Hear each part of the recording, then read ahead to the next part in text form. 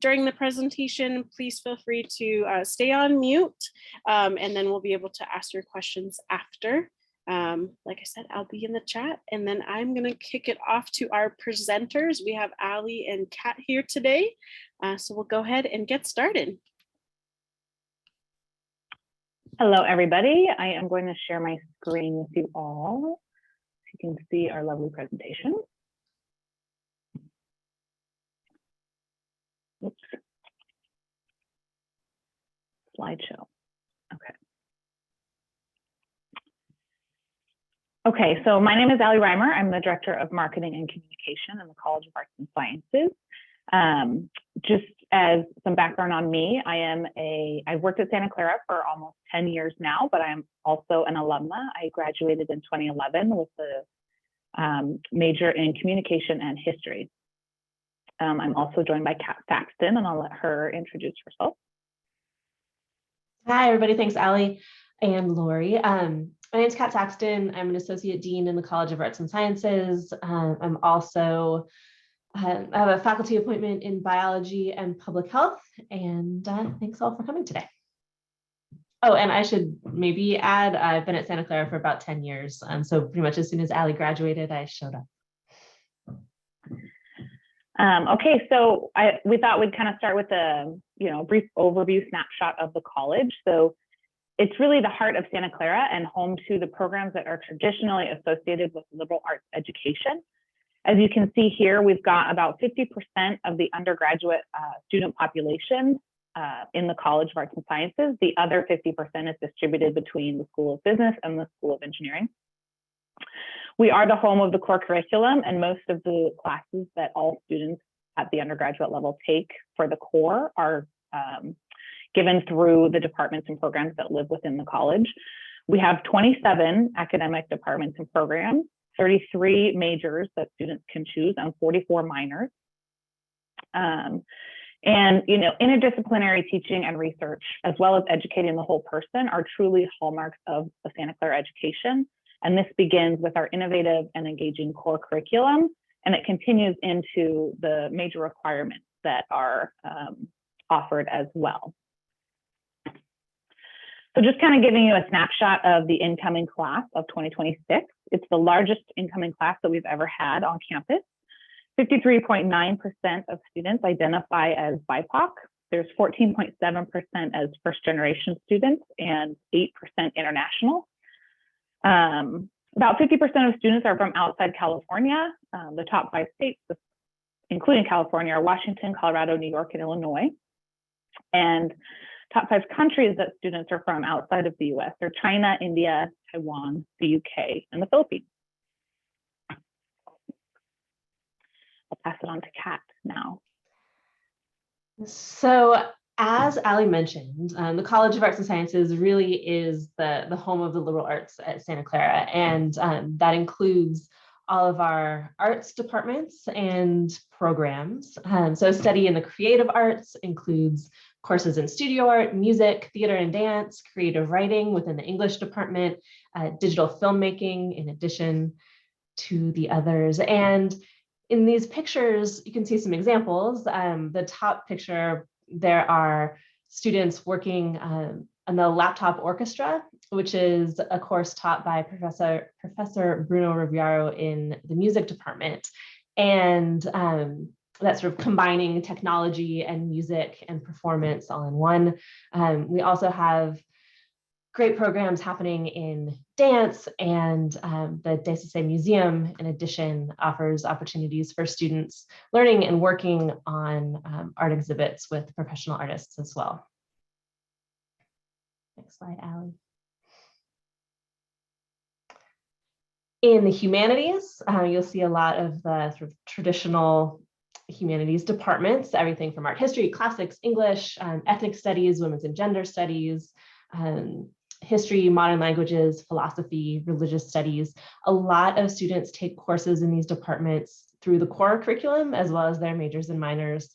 And they really, I think, capture the spirit of the whole person education at Santa Clara.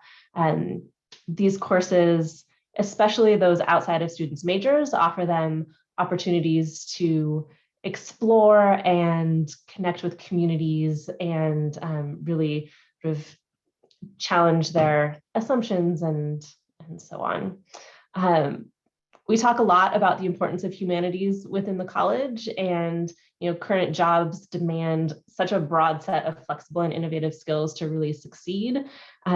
Students learn creativity, innovation, risk-taking, critical thinking, and collaboration through the courses in these departments. And these skills are really the hallmark of a Santa Clara education and a liberal arts education.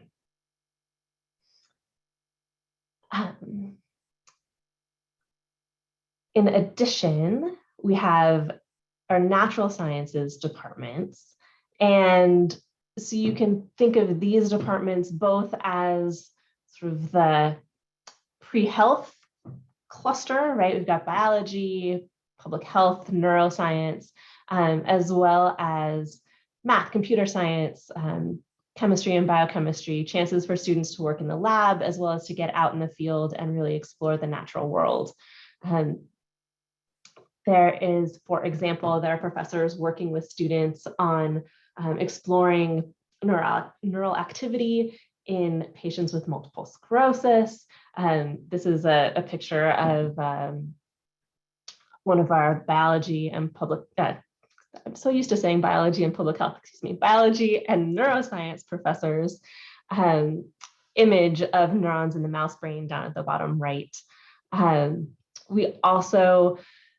We've seen so much growth and interest in neuroscience that's a relatively new major in the college, and it's grown quickly. There are courses from psychology and biology and as well as neuroscience, and it's just one example of sort of the interdisciplinary nature of the Santa Clara education. Next up are the social sciences, and this is where students really get to think about the study of human behavior. You might be familiar with social science disciplines like political science or sociology. In addition, we have anthropology, child studies, communication, economics, military science, and psychology. I mentioned psychology in connection with neuroscience. You'll also notice that the communication department overlaps with the digital filmmaking studies we mentioned earlier. Econ as well has connections to the business school. And so you can see how all of these studies are really interconnected.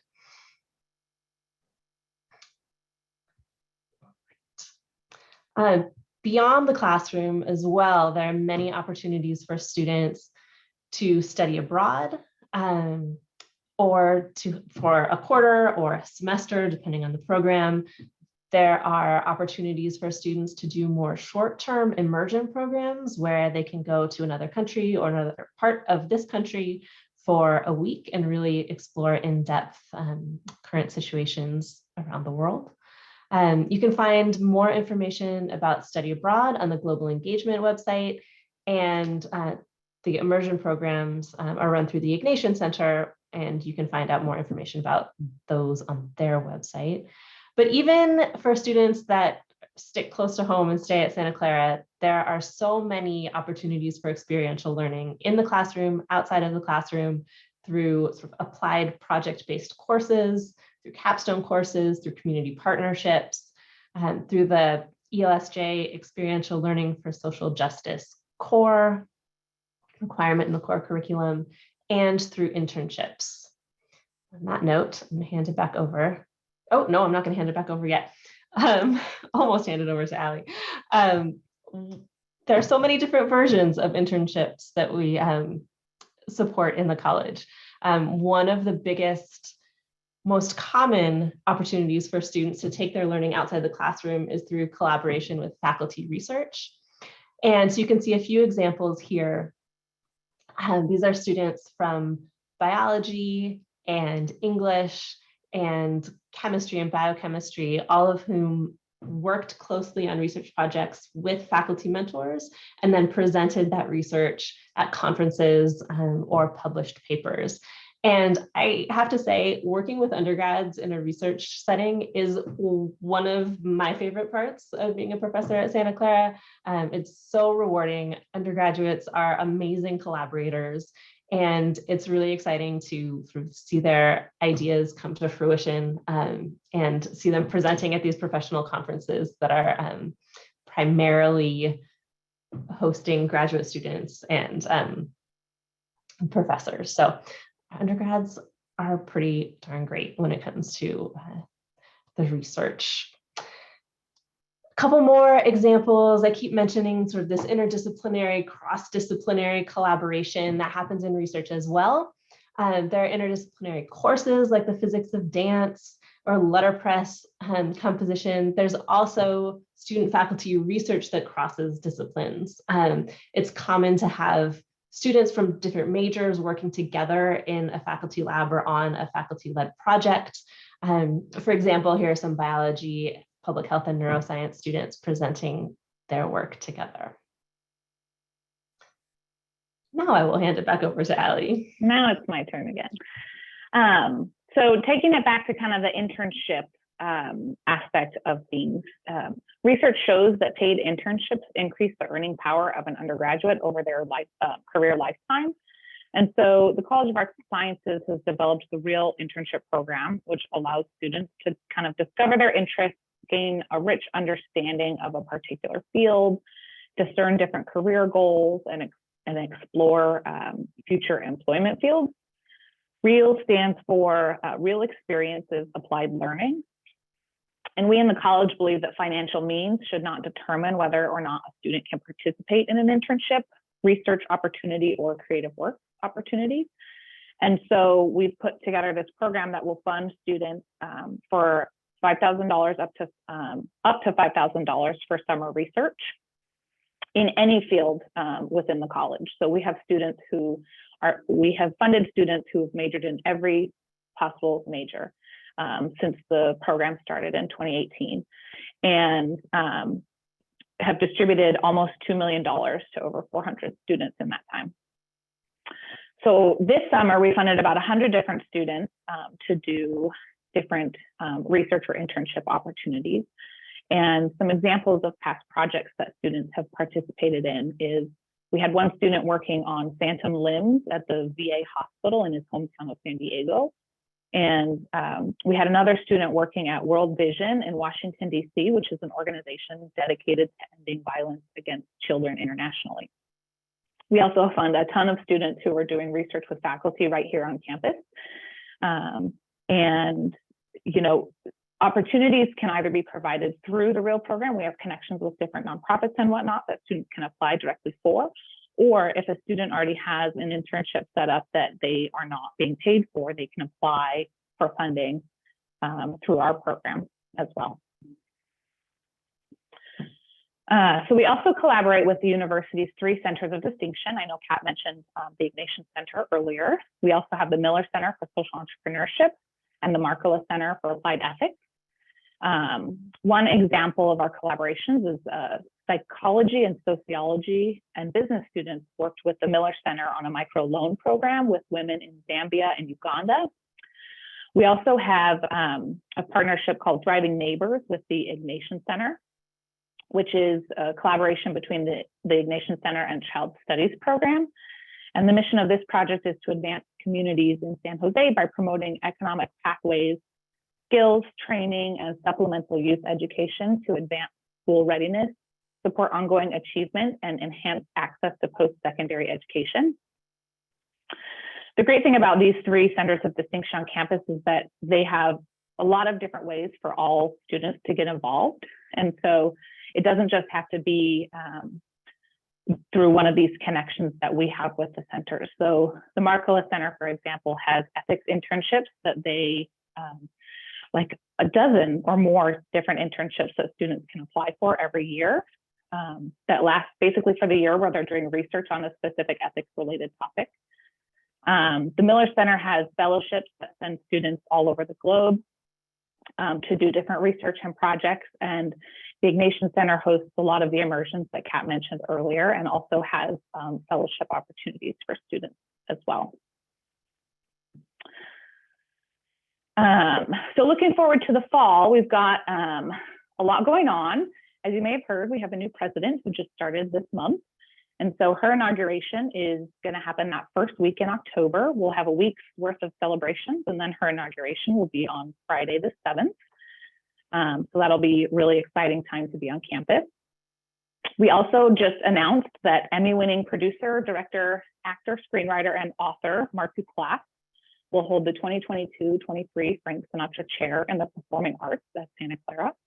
And this is a program that we've had for a number of years, where we bring different performing arts related people to campus to interact with students through classes, to do different projects with students on campus, and to do some public performances that are open to our community. Last year, for example, we had B.D. Wong as our Frank Sinatra Chair in the Performing Arts, and he did a number of different collaborations with students. He took a student play and actually directed it and made it come to life, a play that this one student had written. So that was a great experience for that particular student, but they also involved other students within the theater arts department, and as well as other classes across the college. We also have the Book of Will, which is one of our plays that's happening in the fall, something to look forward to. SCU Presents is the Performing Arts Center that kind of puts all of these on in collaboration with the theater arts and also the dance department. So this play in particular is a comedy about a group of William Shakespeare's friends who strived to compile all of his scattered masterpieces after his death so that they wouldn't just fall into nothingness. And one other good thing to know is that Bronco Arts cards are available for students to purchase throughout the year. I think they go on sale September 1st. And they'll allow students to enjoy several unique different events, receive tickets and exclusive first access to academic performances, exhibitions, and other events, as well as kind of grab exclusive benefits and receive some giveaways, all as part of being a card owner. So thank you. That's the end of our presentation, but I know we have some pre-submitted questions that we wanted to make sure we get to, and then also open it up to any questions that you guys have right here and now. So Kat, I don't know how you want to start with the pre-submitted question. First, I was going to say, I think that Lori has been monitoring the chat and answering some of those questions. Great. Keep them coming if you guys have more questions. But why don't we start with, we could just go through the pre-submitted questions and at least start to address them. Okay.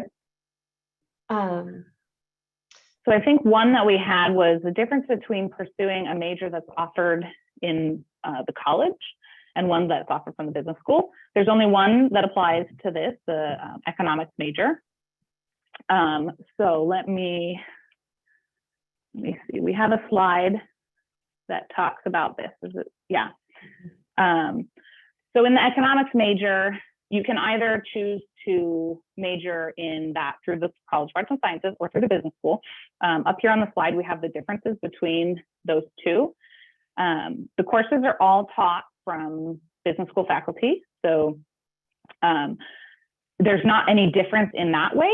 There's just a few different requirements. For the College of Arts and Sciences, there are 14 economics courses that are required versus 12 if you go through the business school. However, the business school requires 10 additional courses that are specific business school core courses, and the college does not require those. If you major in econ through the College of Arts and Sciences, you get more opportunities to double major and minor. It's a little bit easier because you don't have that additional business core requirement. There are 5 upper division econ requirements for arts and sciences versus 3 that are required at the business school. And in the college, you would get a Bachelor of Science, whereas in the School of Business, you would get a Bachelor of Science in Commerce. And I'll say, it's a great opportunity for people who are interested in business, but who didn't apply specifically to the business school. to major in economics, because you get so much of the same classes and education that you would get in the business school, but it's not as, it's competitive to get into the business school. And so if a student either didn't know upon admissions that they were interested in business, or if they tried to get in and wasn't able to transfer to the business school, for example, this would be a good opportunity for them to get some business education through the college. Let's see, another pre-submitted question that we had was about double majoring or minoring and how that might overlap with a business major or core requirements.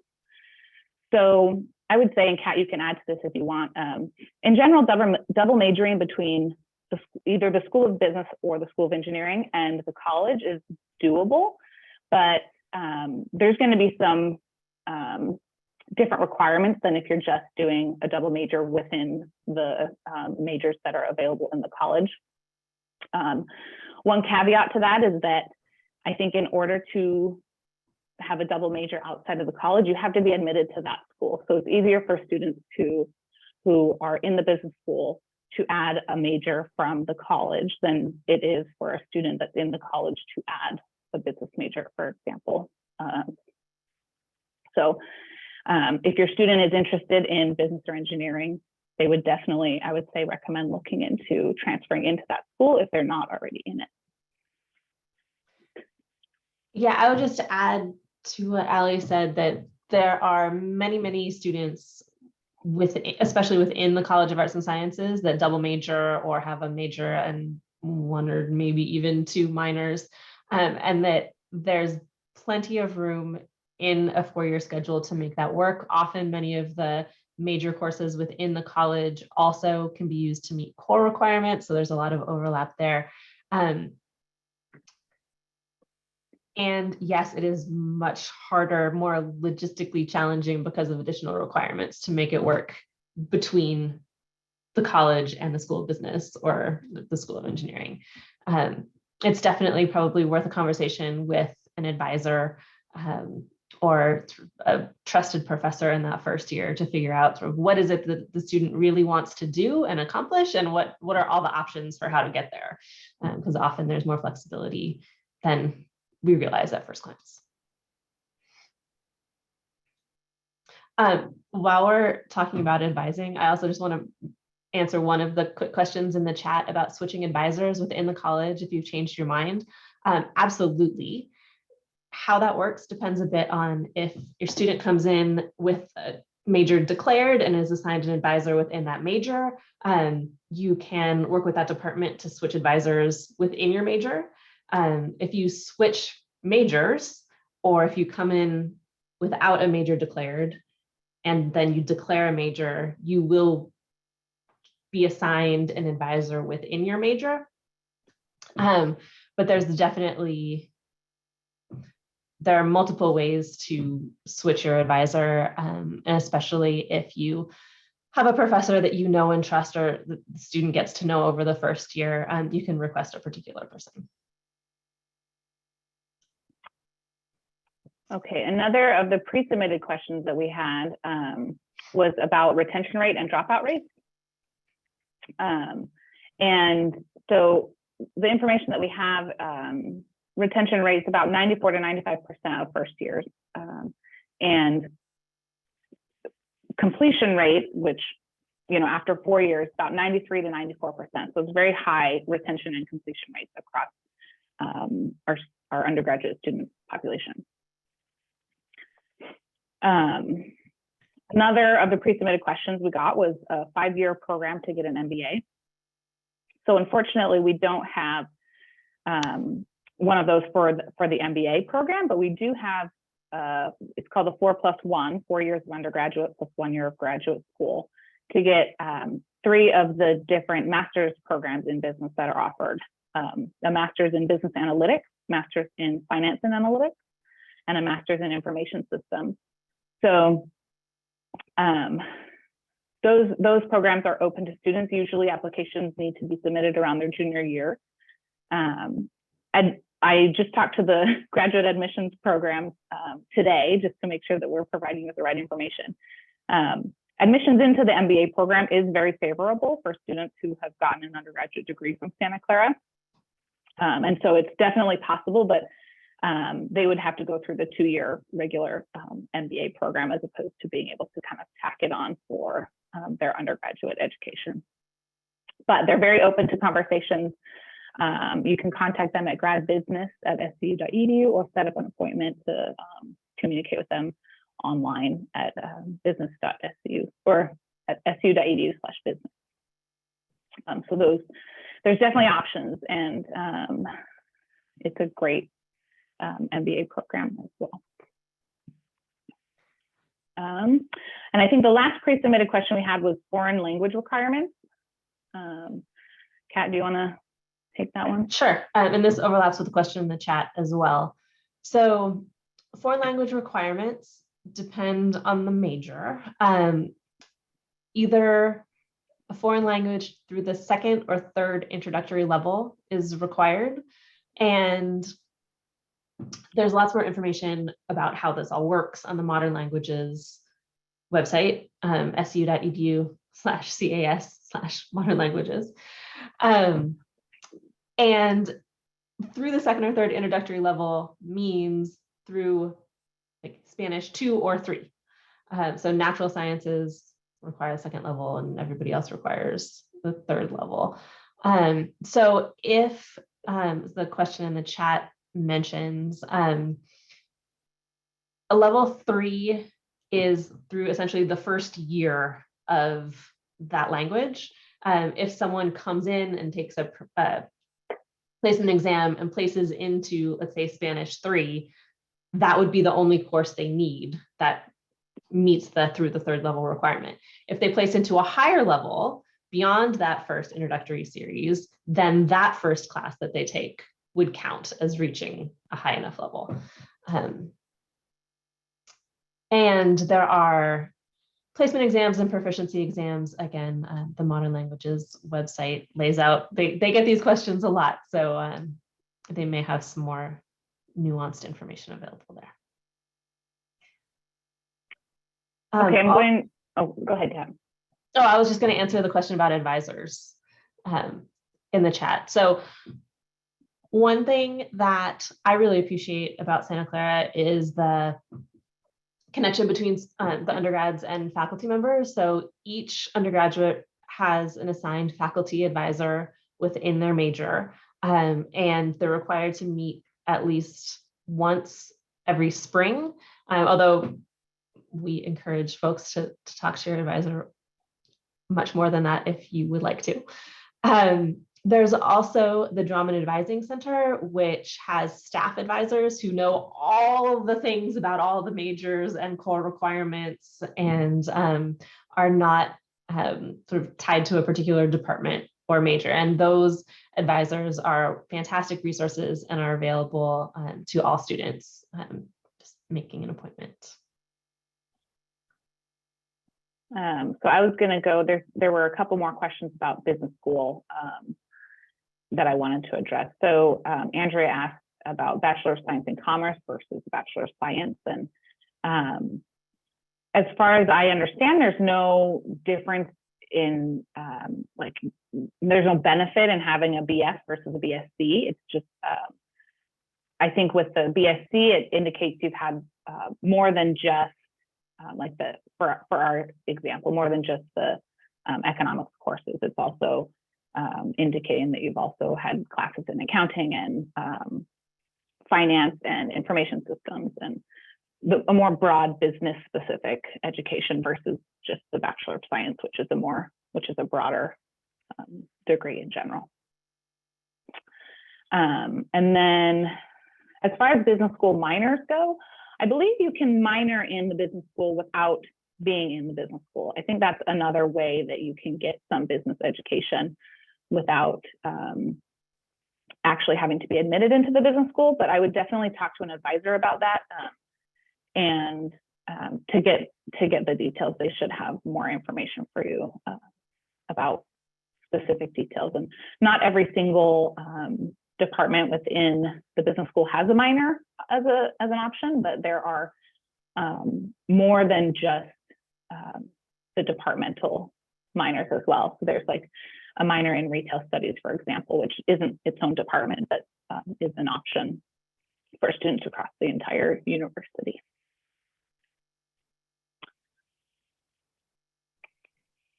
And in response to Joanne's question about submitting a petition for a minor, I believe that just refers to, there's a form on the registrar's website. It's called the program petition form, and it's just a quick survey that a student fills out saying that they want to declare an additional minor. It's the same form you use to change your major.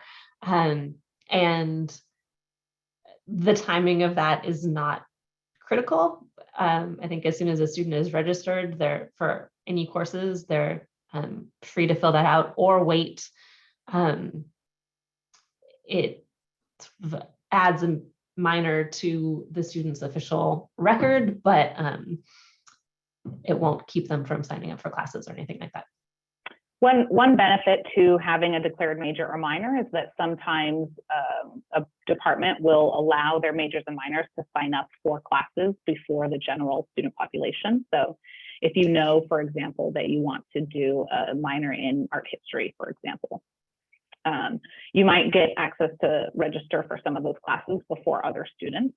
So that would be one benefit of having a major or a minor declared early. But yeah, like Kat said, it's not going to stop you from being able to enroll in any classes,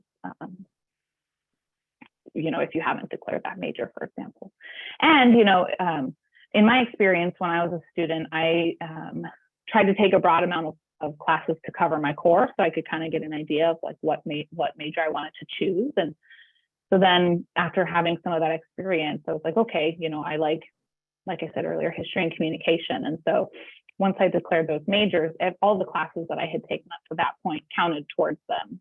You don't have to have the major declared in order for courses to start counting towards that major or minor. We also had a question earlier in the chat from Andrea about how many students receive the $5,000 stipend through the REAL program.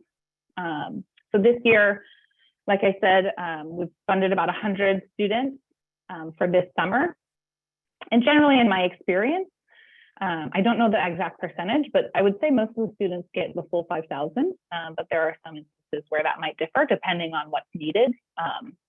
One example that I can think of is, a student doing research, for example, with a faculty member might have only applied for, $2,500 because that would be the cost to go to this research conference and present their research there. So I think it just varies based on what the experience is and how much funding there is. But generally, I don't think we've had to pull any funding from students who have been interested in applying up to this point. And I think I just heard last week that we are hoping to expand the amount that we can give to students in this next round for next summer.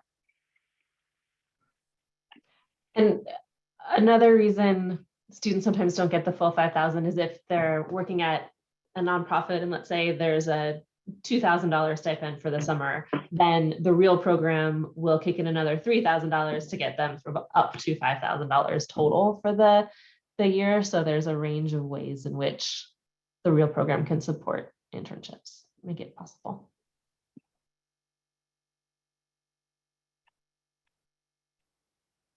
Any other questions?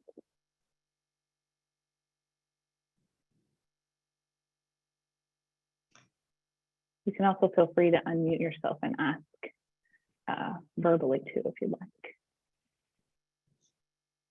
Oh, hello, this is Joanne. I submitted a follow-up question chat. Sorry for the splooge of questions.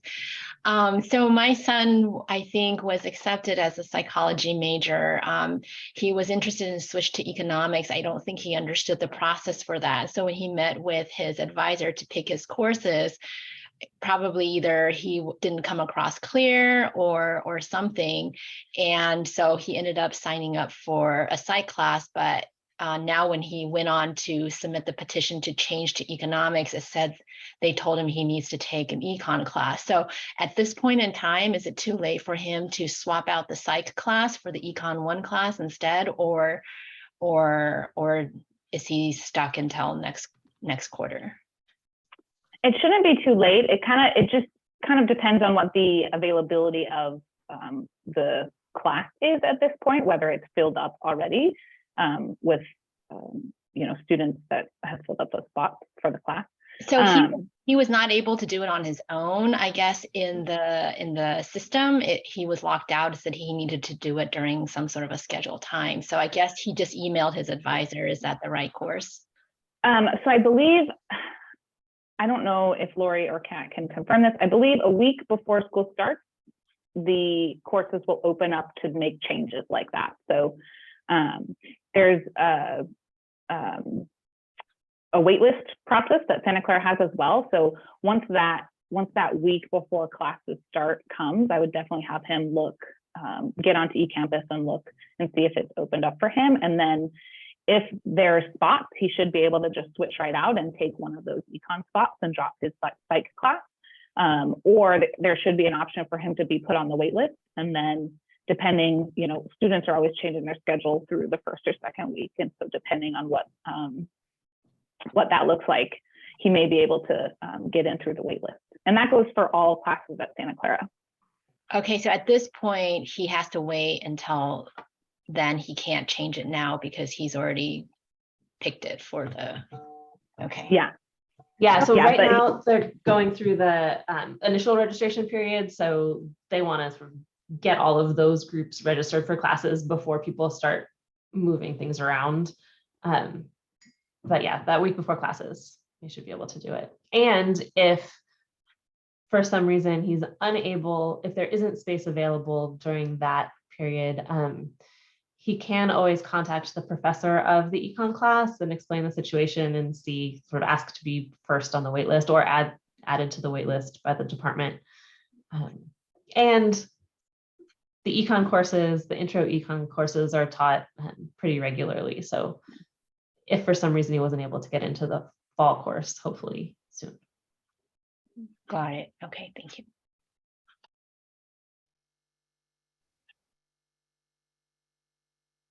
We have another question in the chat regarding, let's see, students with advisors who are having problems getting into their College of Science and Arts classes. So they just want to know more information about the classes because they're hearing that it's difficult getting into classes. So I believe, from what I know as to how we're doing things now, they are holding, they're only opening a specific amount of slots per class every registration period. Because of the way the orientation is happening this year, students have assigned registration periods where they can sign up for their classes. And so in order to not, in order for the students who are registering later not to kind of be screwed out of getting no classes because they all fill up early, they're holding a certain number of spots for each registration period. And so I suspect that's probably a result of that process. I know we're doing things a little differently now than we used to with not having orientation in person anymore, but I suspect that that's probably creating part of that frustration. But as we said earlier, once that week before school starts, students will be able to freely make any changes or be added to wait lists for any of the classes that they're interested in. But I think at this point, it's just good to get something on your calendar, and you can always change that later.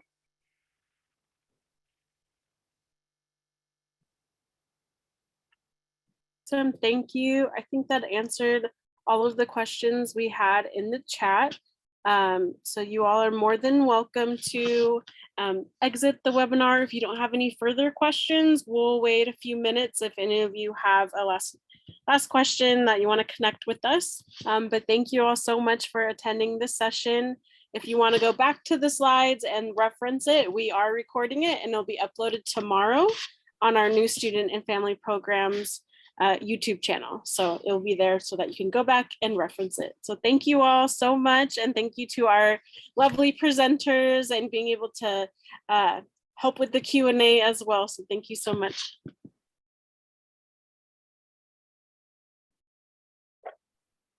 And we'll wait about a minute or so in case you all have questions.